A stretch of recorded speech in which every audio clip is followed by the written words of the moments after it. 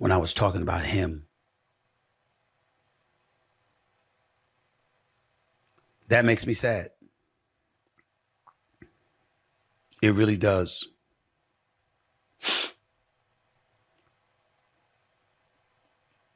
But let me tell you. You're saying that at age 40, we've never seen anybody do what he does.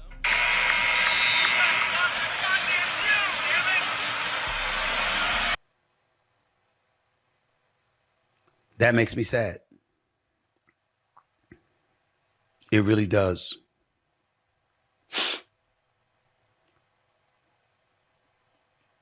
But let me tell you. You're saying that at age 40, we've never seen anybody do what he does.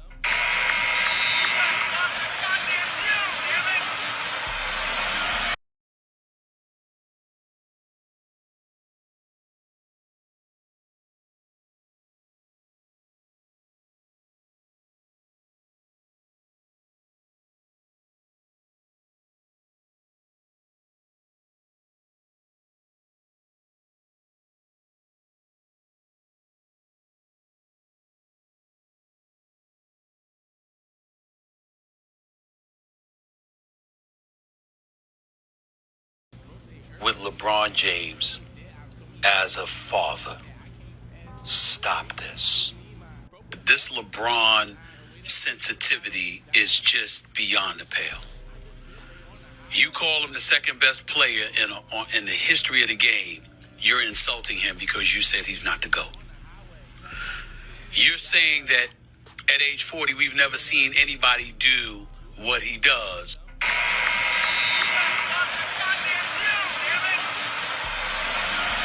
So that was LeBron James pressing Stephen A. Smith over slandering Bronny James on airwaves, both on First Take and on his Stephen A. Smith show.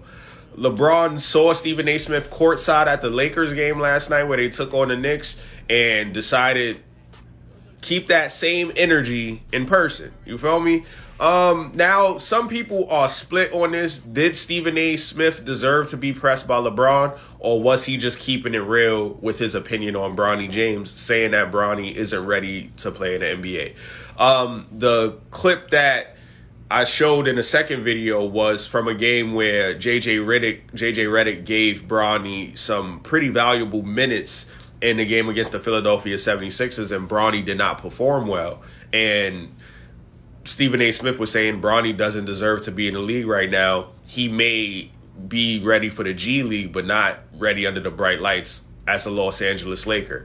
LeBron James did not take kindly to this and told Stephen A. Smith, for lack of a better term, keep my son's name out of your mouth. Stephen A. Smith went on First Take this morning and confirmed that that is what happened in this exchange. Me, as a Laker fan, I have this debate with people all the time about Bronny deserving a spot. I'm all for black nepotism. Like, coming from spaces in corporate America, there's a bunch of people that have roles and positions that don't deserve these roles and positions, are not ready and fit for these roles and positions. So I'm all for black nepotism. That's my opinion on things. You feel me? I also feel like First Take kind of milks these stories a little bit, because there's more important things they could be talking about with the NBA. And that's why people hate NBA media coverage the way it is currently set up. You feel me? How do y'all feel about this, though? You feel me? How do y'all feel? Do y'all feel like what LeBron did to Stephen A. Smith last night was warranted? Or do you guys feel like LeBron kind of over-exaggerated because Stephen A. Smith was just doing his job? You feel me? Let me know. Till next time, I'm out of here. Make sure you hit that follow button. Follow my backup account, linked in the caption, linked in the bio. Make sure you follow me on Instagram. Subscribe to the YouTube. I will be making long-form content there. Till then, I'm out of here. You're shitting me.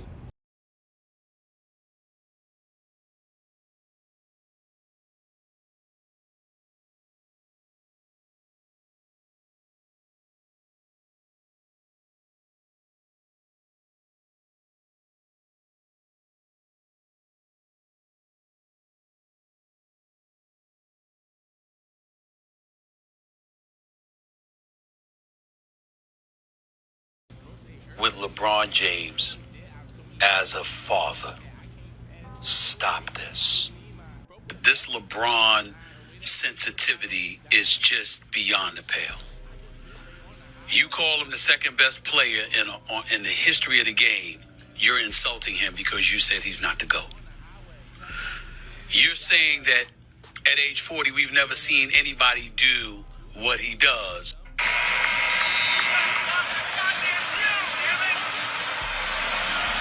So that was LeBron James' Excuse my language, LeBron and I don't really fuck with each other. It's primarily been high and by for more than a decade, and I'm fine with it, and so is she, and so is he. Okay? But that wasn't the relationship with me and Draymond. That wasn't the relationship with me and quite a few cats. And one of the biggest reasons that I loved the kind of relationship that we had is because I always got the impression, yo, if they got an issue with you, they'll call you. You talk it out as men, and if you disagree, you part ways, even if you part ways not speaking one another, or you can be agreeable, or you can agree to disagree. It could be a boatload of things. But the blindsidedness of it all is what throws me off. Because you see, if I got a problem with somebody, I'm not hard to find. You call me, I'm gonna pick up the phone. You wanna come, you wanna see me, I'm gonna rap to you. And we can hash it out and we'll reach a resolution, or we don't. That's not what's happening. And so it is what it is. The reason that happened, I'm incredibly sad that a father was looking in my face vehemently and defiantly, hostilely, telling me to stop effing with his son when I was talking about him. That makes me sad. It really does.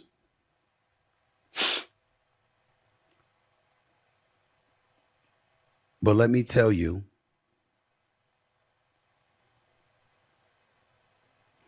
why I'm most sad. Because I wasn't wrong. I stand by what I reported. I stand by what I said at that time. I'm incredibly... You in the aftermath of that situation? I thought it was weak. I thought it was some bullshit. But in the moment,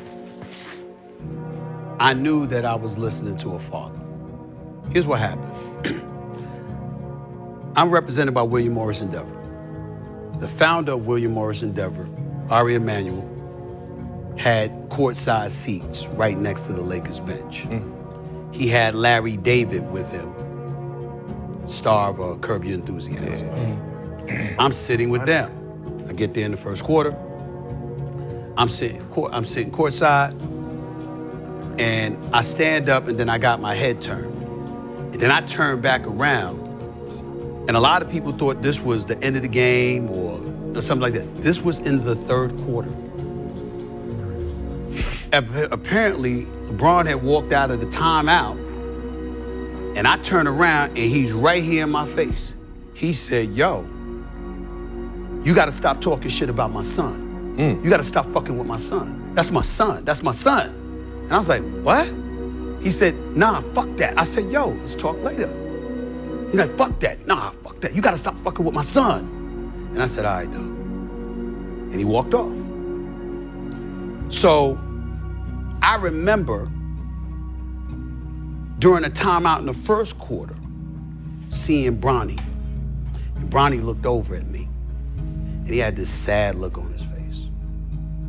And I'm imagining Pop saw that shit, it hit him. And he couldn't hold it, and he rolled up on me. And so when I went on the air the next morning, first things first, believe it or not, I know this is shocking for people to believe, but I didn't have any intentions on talking about it until I woke up that morning and saw that the shit had gone viral. Once the shit had gone viral, the bosses at ESPN, now you gotta talk about it. This is you and him.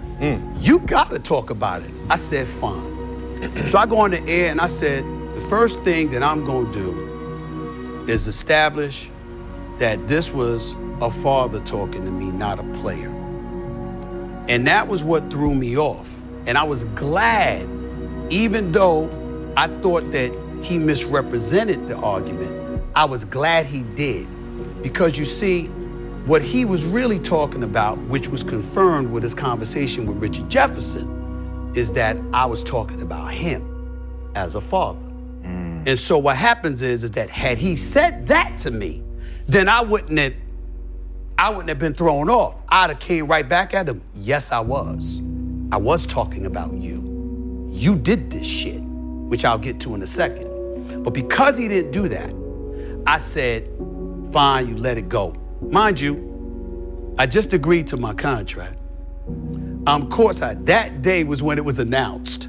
It's all over, everywhere. We talked about it. Right? Yeah. It's a nationally televised game. The cameras are rolling, and I'm like, if I do anything, this is gonna be a scene.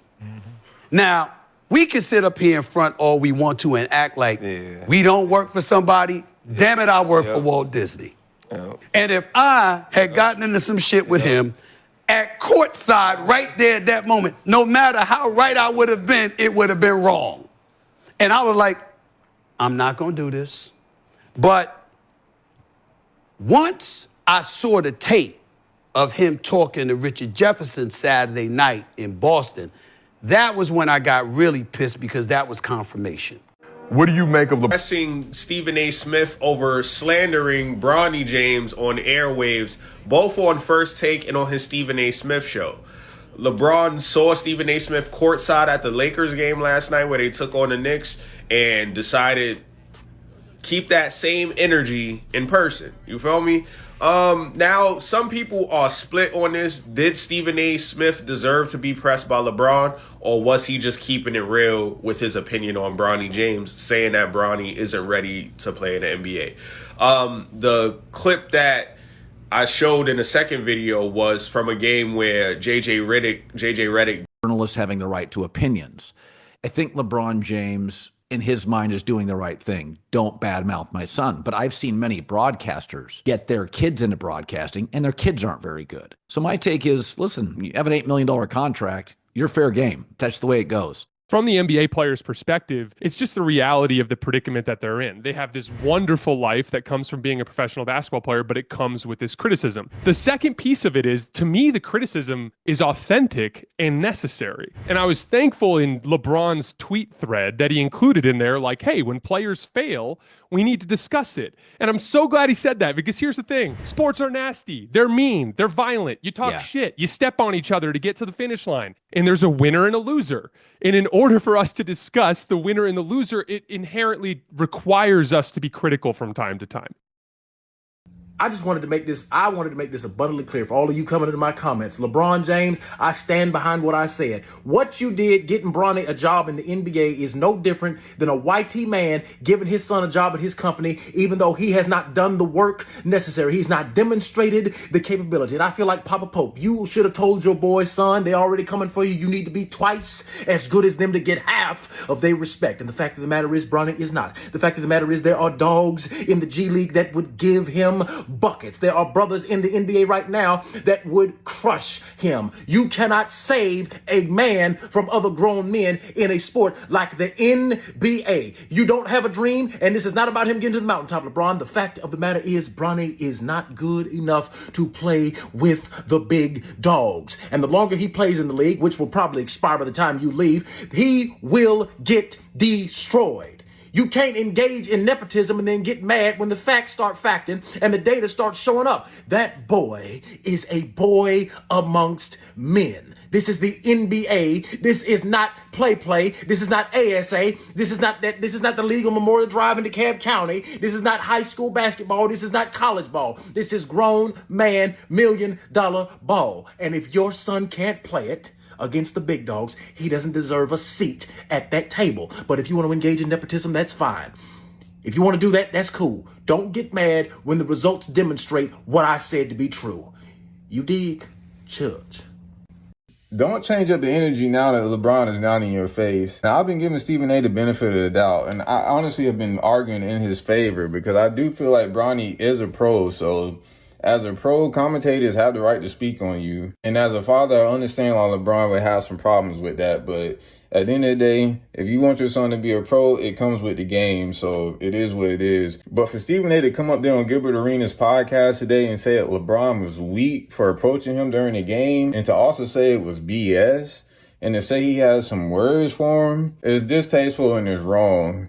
Now, if you want to say those kind of things, say it to him in person or say it to him offline. Don't come on camera and start talking like that. And then to say, oh, I didn't want to cause a scene because I was worried about my job and we were on national television. Hey, that's all good and that's fine. But don't act like you were going to do something different now that LeBron is not in your face. I mean, you're still on camera right now talking like this. So that's crazy to me. I cannot argue in your favor about this one. I don't think it was weak for LeBron to approach you. I will say he didn't have to do that, but I understand why he ended up doing it. But come on, Stephen A. Why are we talking tough now?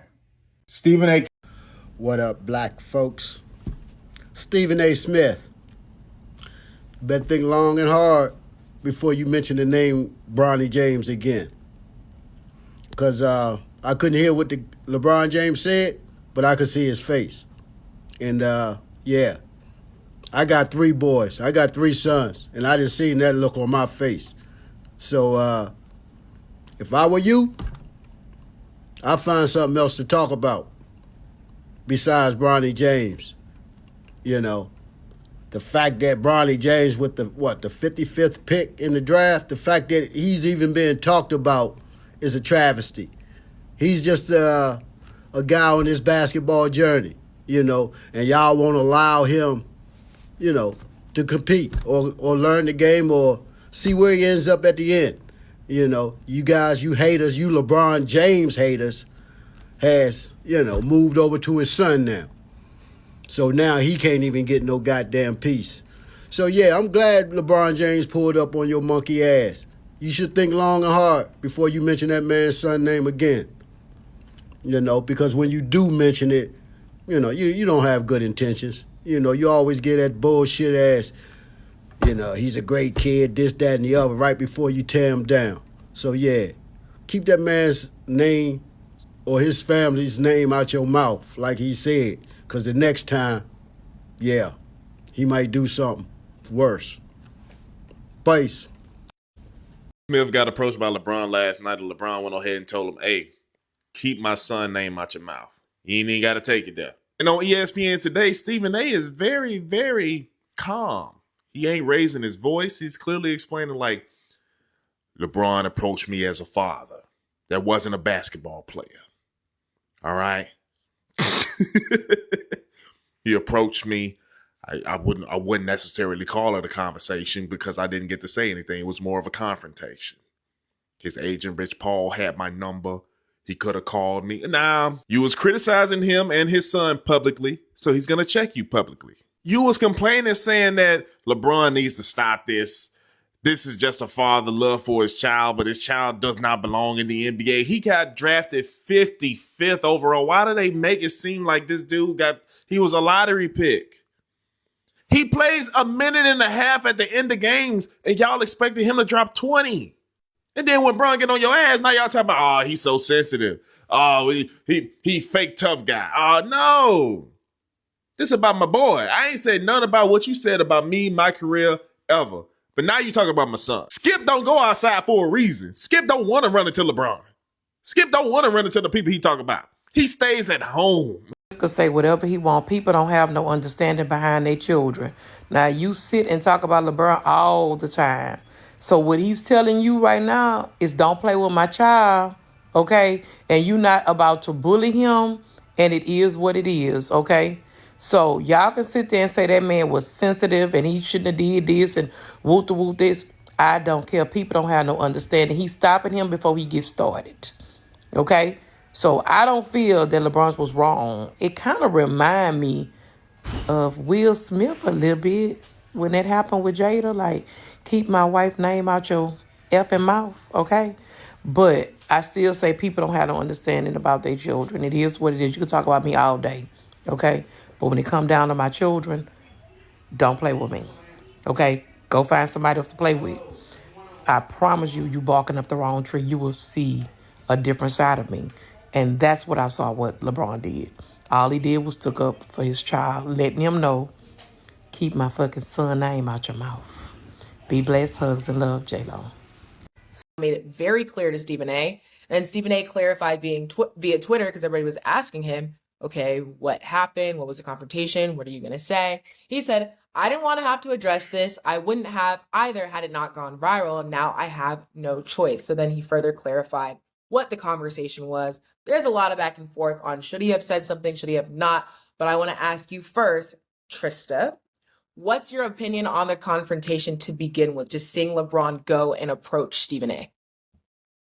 Went viral. That's why I'm responding. Stephen A was gonna respond no matter what. Like, Stephen A wants to continue the ratings. He's the EP of First Take. He just got a huge bag to stay with ESPN. I think he's like top 3 broadcaster now in all of sports. So he wants to continue to build that momentum. But I thought it really also showed, LeBron is not tripping off of how good the Lakers are going to be. He has Luka now. He can just leave. It was in the middle of the game, y'all. It wasn't like pregame. He left the bench. He came over to him in the fourth quarter, I think, if I'm not mistaken, and checked him right there in live action.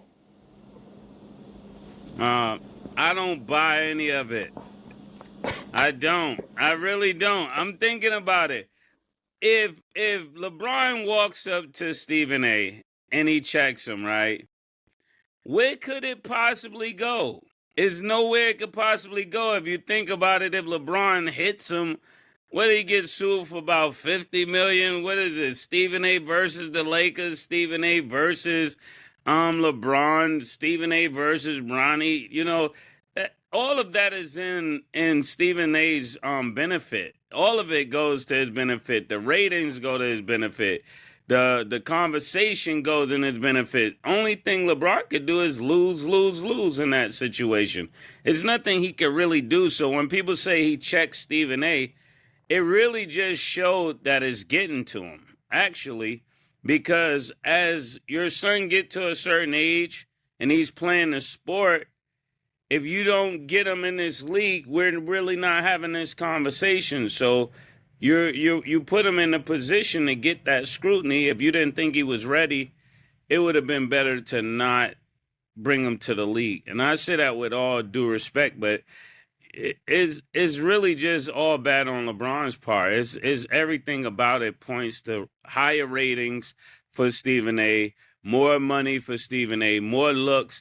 And you got to watch out when people start talking about you in any capacity, because when they do it consistently and you respond, it forever links your names together, right?